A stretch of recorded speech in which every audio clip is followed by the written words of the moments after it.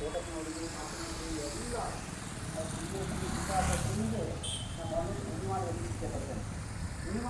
ಗೊತ್ತಿದೆ. ಯಾರಿಗಾದರೂ ತಲೆಗೆ ಪೆಟ್ಟು ಬಿದ್ದರೆ ಅವರಿಗೆ ಆಪರೇಷನ್ ಮಾಡಬೇಕು ಅಂತಂದರೆ ಒಂದು ಟ್ರಾಮಾ ಸೆಂಟರ್ ಬೇಕು, ನ್ಯೂರೋಪತಿ ಡಾಕ್ಟರ್ ಬೇಕಾಗ್ತದೆ. ಅಂತಹ ಒಂದು ಮಾಡುವಂಥ ಅವಕಾಶ ಎಲ್ಲವನ್ನೂ ಕೂಡ ಕಾಗೇರಿ ಸಾಹೇಬರು ತಮ್ಮ ಸ್ಪೀಕರ್ ಅವಧಿಯಲ್ಲಿ ಮಾಡಿಕೊಟ್ಟಿದ್ರು. ಅದನ್ನು ಈ ಶಾಸಕರು ಹಾಳು ಮಾಡುವಂಥ ಕೆಲಸ ಮಾಡ್ತಾ ಇದ್ದಾರೆ ಅಂತ ಹೇಳಿ ಭಾಳ ನೋವಾಗ್ತದೆ. ಯಾಕೆ ಅಂದರೆ ಈ ಸೂಪರ್ ಸ್ಪೆಷಾಲಿಟಿ ಆಸ್ಪತ್ರೆ ಬಹುಶಃ ಎಲ್ಲೂ ಇಲ್ಲ. ಅಂತಹ ಒಂದು 142 ಕೋಟಿ ಆಸ್ಪತ್ರೆ ಇದೇನಾದರೂ ಮೂಲ ಸ್ವರೂಪದಲ್ಲಿ ಅನುಷ್ಠಾನಗೊಂಡ್ರೆ ಇದಕ್ಕೆ ಕ್ರೆಡಿಟ್ ಅನ್ನೋದು ಹಿಂದಿನ ಬಿಜೆಪಿ ಸರ್ಕಾರಕ್ಕೆ ಬರ್ತದೆ, ಕಾಗೇರಿ ಸಾಹೇಬರಿಗೆ ಬರ್ತದೆ ಅನ್ನೋ ಒಂದೇ ಕಾರಣಕ್ಕಾಗಿ ಸನ್ಮಾನ್ಯ ಭೀಮಣ್ಣನವರು ಅದನ್ನು ಹಾಳು ಮಾಡಬೇಕು ಅಂತ ಹೇಳಿ ಮಾಡ್ತಾ ಇದ್ದಾರೆ ಅನ್ನೋದನ್ನು ಹಲವಾರು ಬಾರಿ ಪತ್ರಿಕಾಗೋಷ್ಠಿಯಲ್ಲಿ ಹೇಳಿದ್ದೇನೆ. ನಾನು ಕದ್ದು ಮುಚ್ಚಿ ಮಾತಾಡಿಲ್ಲ. ಎಲ್ಲವನ್ನು ಕೂಡ ದಾಖಲೆ ಸಮೇತವಾಗಿ ಬಿಡುಗಡೆ ಮಾಡಿ ಏನೇನು ಮಾಡಿದ್ದಾರೆ ಅನ್ನೋದನ್ನು ಕೂಡ ನಾನು ಹೇಳಿದ್ದೇನೆ. ಅಂದರೆ ಅವ್ರ ಉದ್ದೇಶ ಅಷ್ಟೇ, ಆಸ್ಪತ್ರೆ ಹಾಳಾಗಬೇಕು, ಚೆನ್ನಾಗಿ ಆಗಬಾರ್ದು ಅನ್ನೋದೇ ಅವ್ರ ಉದ್ದೇಶ ಅನ್ನೋದು ಸ್ಪಷ್ಟವಾಗ್ತದೆ. ಮತ್ತು ಅದರಲ್ಲಿ ಆ ಆಸ್ಪತ್ರೆ ಬಗ್ಗೆ ಬಹಳ ನೋವಾಗ್ತದೆ. ತಿರ್ಸಿ ಸಿದ್ದಪ್ಪ ಎಲ್ಲವೂ ಹಾಗೆ. ಮೊನ್ನೆ ಒಬ್ಬ ಪುಟ್ಟಪ್ಪ ನಾಯ್ಕ ಅನ್ನೋನು ಸಿಟಿ ಪಕ್ಕದವನು, ಅವನ ಮಗನಿಗೆ ಬೆಳಗ್ಗೆ 2:15 ಹಾವು ಕಚ್ಚಿದೆ. ಹಾವು ಕಚ್ಚಿ ಅವ್ರಿಗೆ ಗೊತ್ತಾಗಿ ಎಲ್ಲ ಆಸ್ಪತ್ರೆ ಕರ್ಕೊಂಡು ಹೋಗೋಷ್ಟು 4:45 ಆಸ್ಪತ್ರೆ ಮುಂದೆ ಹೋದರೆ, ದೊಡ್ಡ ಆಸ್ಪತ್ರೆ ಅಲ್ವಾ, ಮುಂದೆ ಹೋದರೆ ಎಲ್ಲ ದನ ಮಲ್ಕೊಂಡಿತ್ತಂತೆ. ಆ ದನ ಎಲ್ಲ ಸರಿಸಿ ಆ ನರ್ಸ್ ಹತ್ರ ಹಿಡ್ಕೊಂಡು ಕೇಳಿಕೊಂಡು ನರ್ಸ್ ಹತ್ರ ಮಾತಾಡೋ ಸಂತಿಗೆ 15-20 ನಿಮಿಷ ಆಯಿತು. ಆ ನರ್ಸ್ ಬಂದು ಡಾಕ್ಟ್ರಿಗೆ ಫೋನ್ ಮಾಡಿ, ಡಾಕ್ಟರ್ ಬರೋದು 5:30.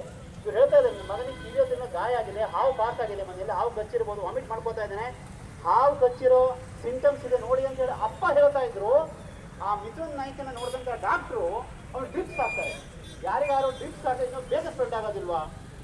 ಅವನಿಗೆ ಡ್ರಿಪ್ಸ್ ಹಾಕಿ 10 ನಿಮಿಷಕ್ಕೂ ಸತ್ತೇ ಹೋದ. ಇದೆಂಥ ವ್ಯವಸ್ಥೆ? ಇಷ್ಟಾದರೂ ಕೂಡ ಆ ಮಿಥುನ್ ನಾಯ್ಕ ಅನ್ನುವಂತಹ ಹುಡುಗನ ಸಾವಾಗಿದೆ ತಿರ್ಸಿ ಆಸ್ಪತ್ರೆಯಲ್ಲಿ. ಅವ್ರ ತಂದೆ ಪುಟ್ಟಪ್ಪ ನಾಯ್ಕವನ್ನು ದಿನ ಹೇಳ್ತಾ ಇದ್ದಾರೆ, ನಮ್ಮ ಶಾಸಕರಾದ ಭೀಮಣ್ಣನವರು ಅವರು ನೋಡ್ಲಿಕ್ಕೂ ಕೂಡ ಹೋಗಿಲ್ಲ ಅನ್ನುವಂಥದ್ದು ತುಂಬಾ ದುಃಖಕರವಾದಂಥ ವಿಚಾರ.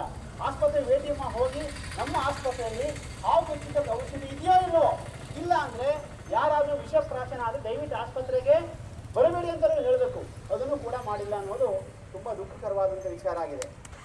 ಬಹಳ ನೋವಾಗ್ತದೆ. ಮತ್ತೆ ಇನ್ನೊಂದು ನೋಡಿ, ಜನರ ಪರಿಸ್ಥಿತಿ ಹೇಗಿದೆ ಅಂತಂದರೆ, ನಮ್ಮ ಡ್ರೈವರ್ ಇಲ್ಲೇ ಇದ್ದಾನೆ, ಇವನ ಹೆಸರು ವಿನಾಯಕ ನಾಯ್ಕ ಅಂತೇಳಿ. ಮೊನ್ನೆ ಇವನು ತಾಯಿಯನ್ನು ಆಸ್ಪತ್ರೆಗೆ ಕರ್ಕೊಂಡು ಹೋಗ್ತಾನೆ. ಮೊನ್ನೆ ಸಾಯಂಕಾಲ ಪಾಪ ಭಾಳ ತೊಂದರೆ ಆಗಿದೆ ಅವರಿಗೆ. ಹೋಲ್ಪಿಸಿ 14ನೇ ಮೈಕಲ್ಲಂತೆ ಮನೆ. ಅಲ್ಲಿ ಹೋದ್ರೆ ಡಾಕ್ಟ್ರ್ ಇಲ್ಲ. ಏನು ಮಾಡಿದ್ರು? ತುಂಬ ಎಮರ್ಜೆನ್ಸಿ. ಪಾಪ ಅವನು ಬಹಳ ಆರ್ಥಿಕ ಕಷ್ಟದಲ್ಲಿದ್ದಾನೆ. ಆದರೂ ಅವನು ಕರ್ಕೊಂಡು ಹೋಗಿ ಸಾಗರಕ್ಕೆ ಸೇರಿಸ್ತಾನೆ. ಸಾಗರದಲ್ಲಿ 26,000 ರೂಪಾಯಿ ಬಿಲ್ ಆಗಿದೆ. ಇಲ್ಲಿ ಉಚಿತವಾಗಿ ಒಂದು 2,000-3,000 ರೂಪಾಯಿ ಆಗೋದು 26,000 ರೂಪಾಯಿಗೆ ಅವ್ರು ತಲುಪಿದೆ. ಈ ಹಣವನ್ನು ಯಾರು ಕೊಡ್ತಾರೆ? ಶಾಸಕರು ಕೊಡ್ತಾರಾ ಅಥವಾ ಮತ್ತಾರು ಕೊಡ್ತಾರೆ? ಯಾರು ಕೊಡ್ತಾರೆ? ಬಡವರ ಕಷ್ಟ ಕೇಳೋರು ಯಾರು? ನೋಡಿ, ಜೀವನದಲ್ಲಿ ದೊಡ್ಡ ಕಷ್ಟ ಅಂದರೆ ಬಡತನ ಆದಾಗ ಆಗುವಂಥ ಅವಮಾನ ಇದೆಯಲ್ಲ, ಅದು ಯಾರೂ ಕೂಡ ಹೇಳಿ ಸಾಧ್ಯ ಇಲ್ಲ. ಅಷ್ಟು ತೊಂದರೆ ಆಗ್ತದೆ. ಯಾರಕ್ಕೂ ಕೂಡ ಸಾಲ ಕೇಳಲಿಕ್ಕೆ ಆಗೋದಿಲ್ಲ. ನಾವು ಸಾಲ ಕೇಳ್ತೇವೆ ಅಂತಂದ್ರೆ ಅವ್ರ ಮನೆಗೆ ಬರಬೇಡ ಅಂತ ಹೇಳ್ತಾರೆ. ಈ ರೀತಿ ಬಹಳಷ್ಟು ನೋವಿರ್ತದೆ ಬಡವ